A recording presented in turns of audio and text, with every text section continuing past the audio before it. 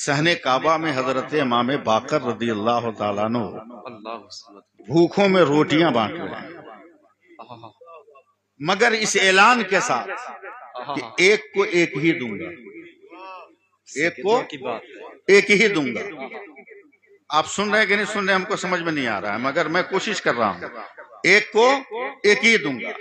एक फकीर दरवाजे काबा में दाखिल हुआ तो देखा दरवाजे के बगल में एक आदमी जिसकी सिर्फ एड़ियां खुली हैं, जिससे एहसास होता है कि ये बूढ़ा है, कंबल ओढ़कर पूरा बदन छुपाकर कांप रहा है। अल्लाह।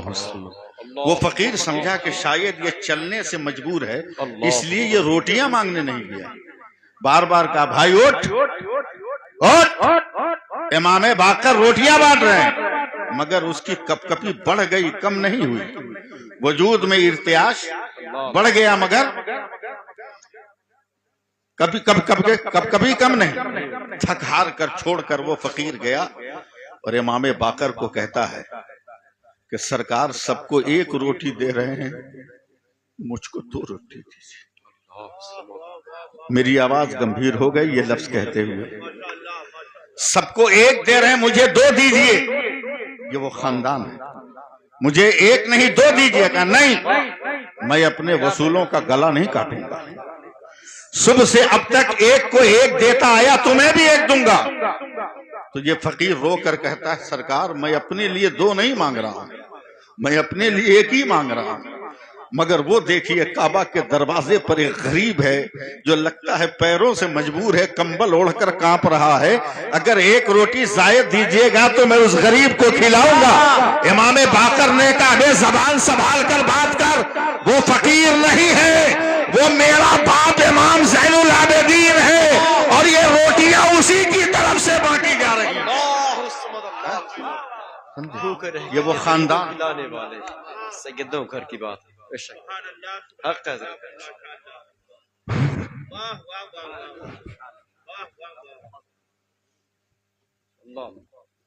ये खानदान बेशक। सलाम।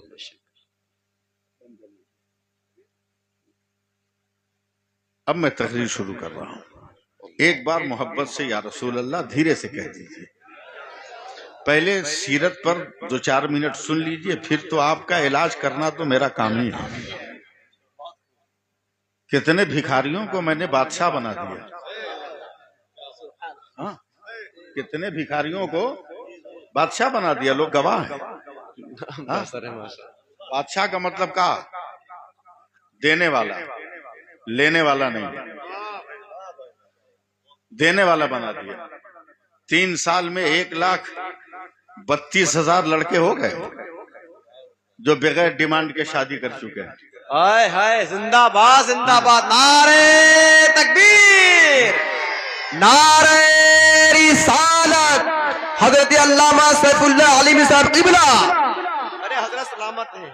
अब इस इलाके में भी इनकलाब जब आ गया, माशाअल्लाह, अल्लाह तासीर, इस इलाके में जब इनकलाब आ गया है तो उस इनकलाब के दिया को बुझने मत दो इंशाअल्लाह, बल्कि घर घर उसकी रोशनी फैला दो इंशाअल्लाह। मगर हजरत माजरत के साथ, मैं अपने तिलोई के उलमा से माजरत के साथ एक बात अर्ज करूंगा। माजरत के साथ मेरी बात का बुरा नहीं मानेंगे।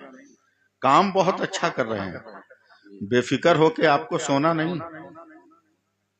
बेशक, वरना काटने वाले बिल्कुल जन्म लेंगे, बिल्कुल बगावत करने वाले जन्म सर उठाएंगे और आपकी तहरीक को डैमेज करेंगे। इसीलिए सोना नहीं। अल्लाह महफूज रखे। बेशक।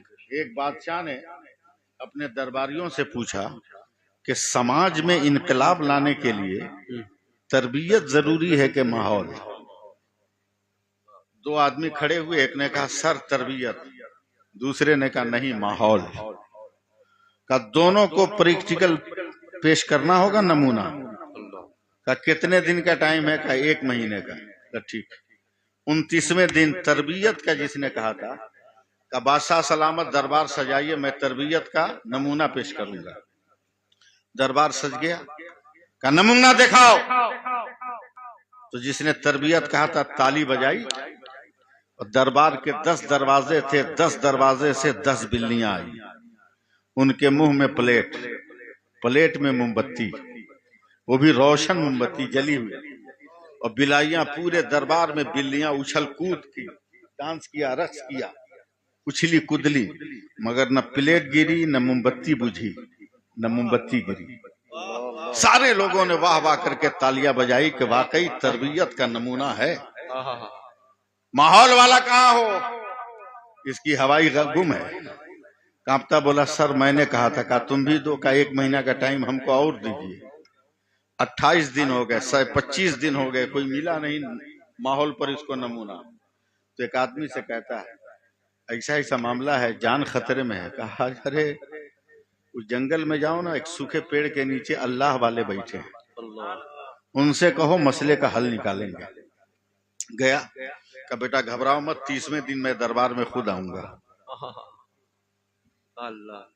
میں 30ویں دن دربار میں آؤں گا، ٹائم ایک دم قریب آ رہا۔ علامہ مہدی محبوب صاحب 2 منٹ باقی ہے، اب اس کو سزا ہوگی کہ اللہ والے کا قدم دربار میں پڑا ہے، کہ میں ماحول پہ نمونہ دکھاؤں گا، میں دکھاؤں گا۔ کہا دکھائیے، بولا نہیں، پہلے تربیت والے کو بولیے کہ ہمارے سامنے بھی اپنا نمونہ دکھائے۔ کہا دکھا سکتے ہو؟ کہاں؟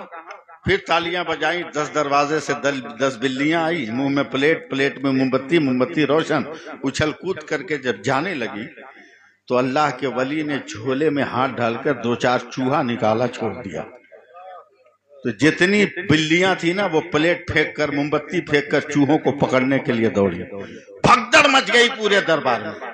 بادشاہ نے کہا یہ کیا ہوا؟ بولا صرف تربیت سے انقلاب نہیں آئے گا، ماحول کا بھی بہتر ہونا ضروری ہے۔ کیا مثال ہے یار، کیا مثال، ماحول کا بھی بہتر ہونا ضروری ہے۔ تو حضرات یہ بھی دیکھنا ہوگا کہ ماحول میں چوہا کون